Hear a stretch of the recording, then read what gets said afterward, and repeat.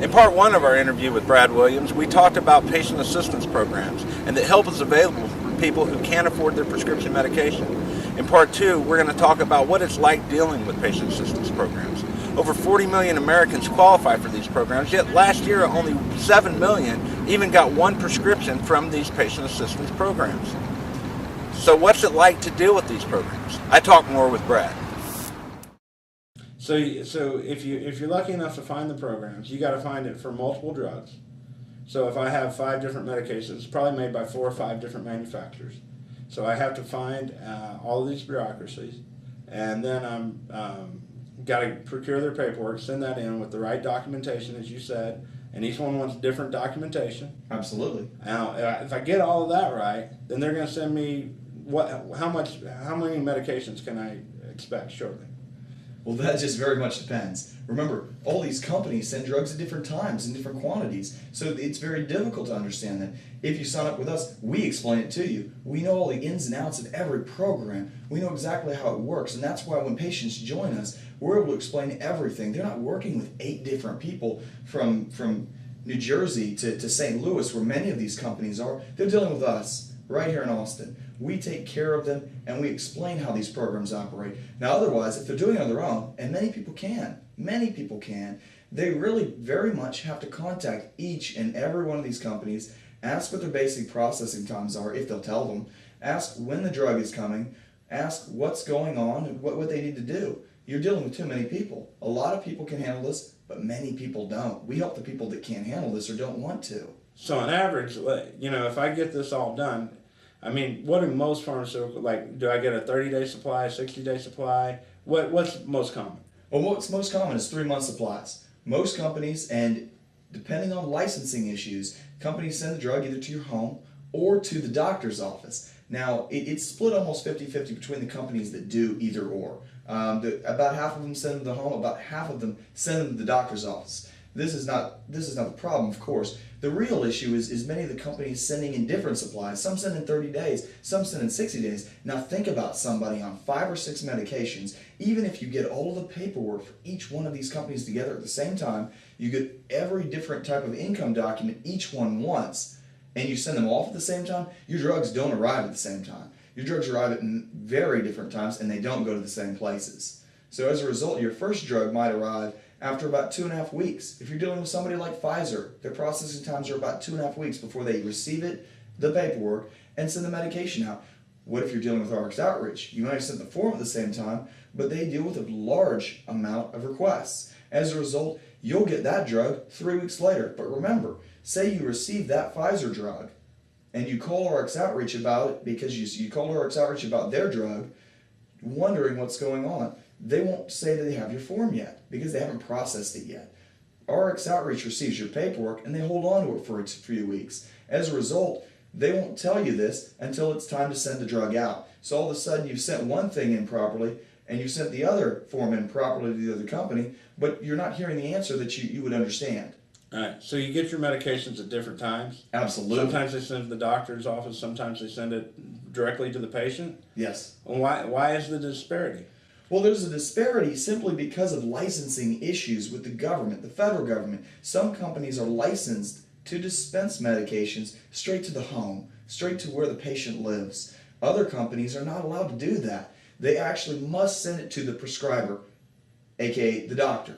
As a result, that's why it goes there. Luckily, most of the supplies do go in 3-month supplies. That way, at least for the people who have doctors so very far away, they only have to go see the doctor a few times a year to pick up their shipments. So sometimes I get 30 days of drugs. Some days I get 60. Sometimes I get 90. And most of the time you said 90 days supply. That's the usual. Okay, so I've done all this stuff. I've gotten lucky enough to work with multiple pharmaceutical companies and get my medications. And I've gotten all these. Let's say I have 5 different companies. I've gotten all this. I get a 90-day supply of all of these. What happens now that I need to get a new medication? It comes, normally, when I take personal medications, when I get down to about 4 or 5 of them, I go call my doctor, get a new prescription, have them call it in, run down to the pharmacy and get it. What happens in the case of patient assistance programs when you need more than just that 90-day supply? Oh, as you were saying, going down to the doctor's office or going down to the local pharmacy, having the doctor call in a prescription, very simple, very convenient. These programs don't work like that. They're inconvenient, unfortunately. It's very convenient to go buy your drugs at a local pharmacy. It really is, and it costs a lot of money for that convenience. These programs, though it's a blessing that they do provide these drugs, they're not convenient. There's a lot of time factored in. So you have certain windows of opportunity for when you can call in or send new paperwork in. Once again, every company is different. A company like Lilly Cares, they require new paperwork signed by the patient and the doctor every 4 months. And in fact, they send 4-month supplies to the doctor's office. However, a company like AstraZeneca sends medications to the home. You can call them. You can actually call in, work with them to get them to send out supply. But you've got to remember, it's not just as simple as a simple phone call. You've got to make sure that you actually make that phone call during a certain set time. If you miss that call, you might miss your next supply, which is a 3-month shipment. Are you talking about calling between 9 a.m. and 5 p.m. or what's that set time? Oh, no. These companies, they operate based on dates. So if you miss a certain date, if you call too early, they won't renew your medication, they won't send it. If you call too late, they won't send it either. If you don't call within the exact frame of time necessary for a refill, if they allow a phone call to refill your medication, that medication won't be sent. You could do without that medication for 3 more months. That's very possible. So if I call too early, it's too early to renew my medication. If I call too late, they'll send it, right? No. They won't send it at all? No. If you have to get a new prescription, or what do you have to do? If you call too late, you simply missed your window of opportunity with some of these companies. With some of these companies, if you call too early or too late, they won't send it at all. If you don't hit the right time period, you could not receive that medication for that 3-month period. For certain types of these companies, there are certain periods that you have to follow, which is why it's so important to keep track of what you're doing. That's why we're here. A lot of these companies they have very strict standards. As a result, we're here to assist people make sure they hit the right time windows, the right time frames to make sure they get that medication. Now granted, many people can do this on their own, but just imagine one person with their blood pressure medication, they forget and they miss what could be a 1 week, maybe a 2 week opportunity to call in or to send a new piece of paperwork in to get that one refill.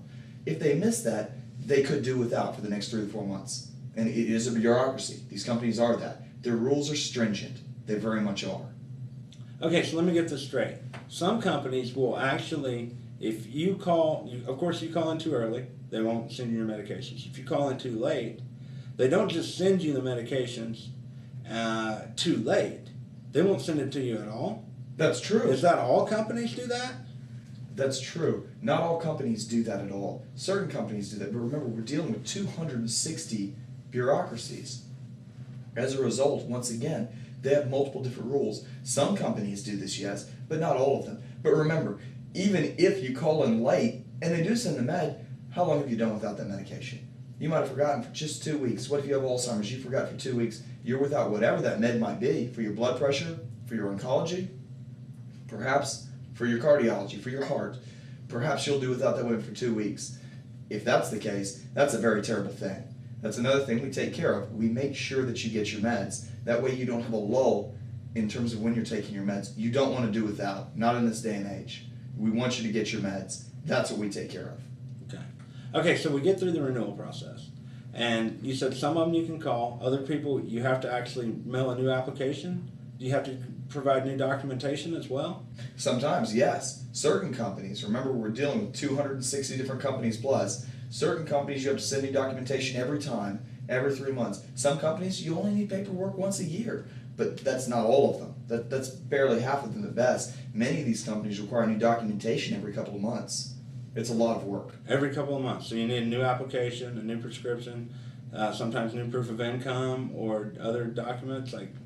Absolutely. You actually have to go back and see your doctor again. And remember, our patients are uninsured. They don't have prescription coverage. As a result, their trip to their doctor, just for the doctor visit alone, is probably costing well over $100 each time they go in there. These are uninsured people. They're in a very difficult position. And we're not talking a few thousand people across this country. We're talking 40 million people that are all in the same boat right now, in the same hard position. And yes, having to go back to the doctor's office, it's not convenient. In fact, it's expensive. It takes a lot of time. And a lot of them could forget. People do this on their own, but a lot of them run into these hurdles where they don't understand they've got to do this. They don't understand. They don't understand why a company would ask them to do this when the company possibly know just by their initial application that they would need to go back and see the doctor to claim that they have the same income still and that everything's still the same. Literally, these people are in a hard position. That's one of the main reasons we help them.